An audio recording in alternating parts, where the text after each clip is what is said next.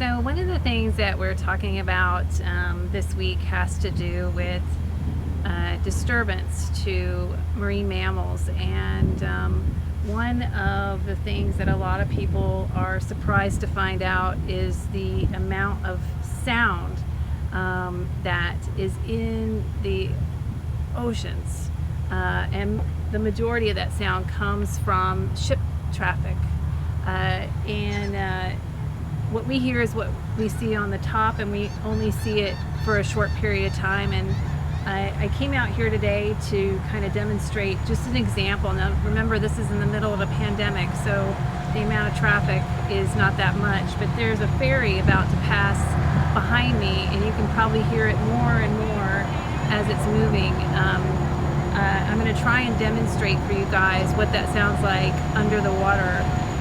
But I can tell you that a small boat, which is going to pass right behind this boat, can be enough to distract you, depending on how many engines and how big those engines are, and the types of engines.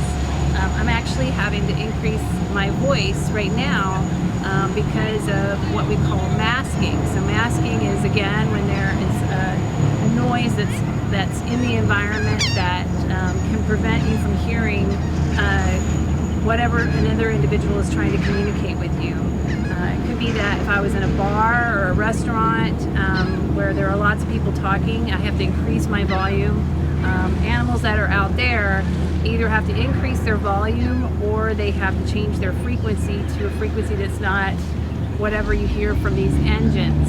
And at some point there comes a time when they can no longer do that, and they actually stop vocalizing. And for animals that have to find each other, and that's their main method of communication because they can't see, that can be very problematic. So I just came out here today to demonstrate that, just to a small degree anyway. And then hopefully I can show you some examples of what this sounds like underneath the water.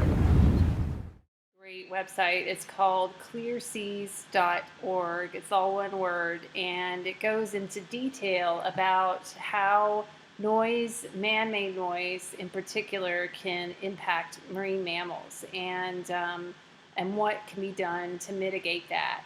So I would highly recommend this if you're interested in this particular topic. But the cool thing about this site is it gives you examples of what different sounds sound like underneath the water, and also it gives a great example of animals dealing with that I'm going to show you.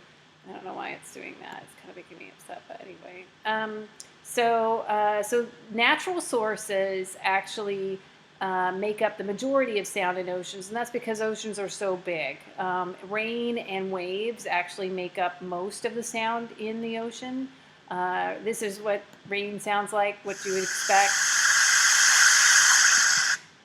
Storms.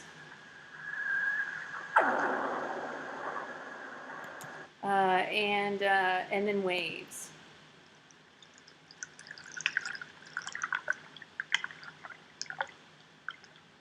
And the wave sound's going to increase or decrease depending on, how big the waves are in the area that you're in, if it is a stormy area. Anthropogenic sound comes from all kinds of different things, and they have all the different examples, or some examples. They actually don't have all of them here. And the one that makes up the majority of the impact is from commercial vessels in particular, because that's the most prevalent thing out there, and also the most prevalent thing on the high seas as well. So this is what a commercial vessel, this is some example of what it kind of might sound like underneath the water that I just showed you guys, where the ferry was passing.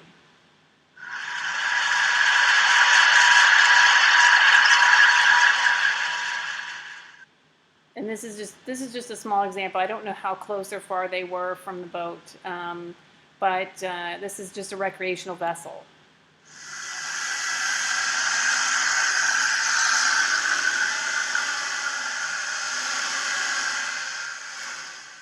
I think it's kind of surprising sometimes how loud this stuff can be underwater. This is a pile driving.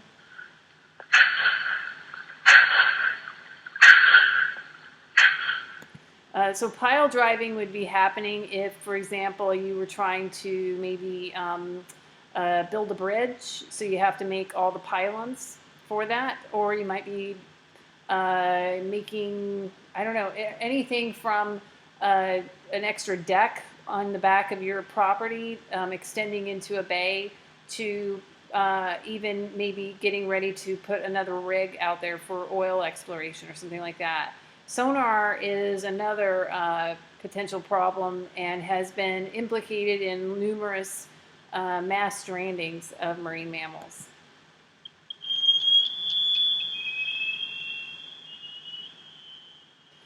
Now, you can tell that's irritating, but these are actually not nearly the decibels. If you were next to these things, this could actually kill you. That's how incredibly loud it is. This could too. It just depends on how close you are to these things. These can't, and this won't kill you. But there are some noises that can kill and do kill marine mammals. And this is what seismic surveys sound like.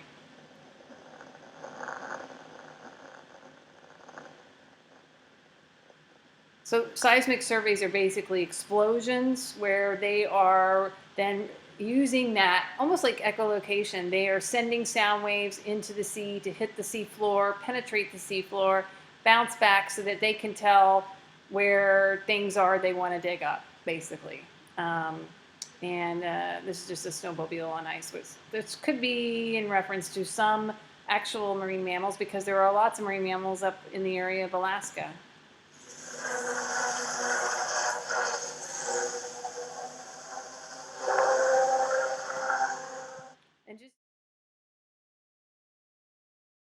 But I believe it was a ferry. There are lots of ferries around the northwest population of killer whales, because everything is islands, and that's how people get back and forth to their homes and to work.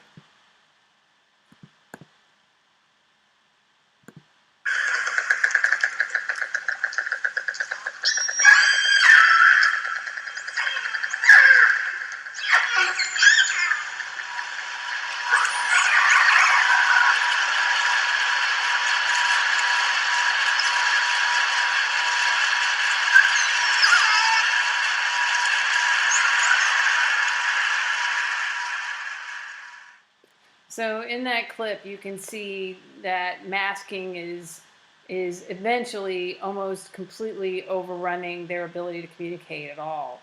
And if you watch Sound of the Sea, which I'm going to try and get you guys somehow, if I can get a copy of it, or I think that's what it's called. I'll figure it out. But anyway, they do another example of this, and you can see that the animals eventually give up and can no longer try to even communicate because it's just so loud. And you think about ferries in the area like that, they're all constantly running and covering a large part of that territory in between different islands. So ferry is just one example. In that particular area, we're talking about Seattle and Vancouver.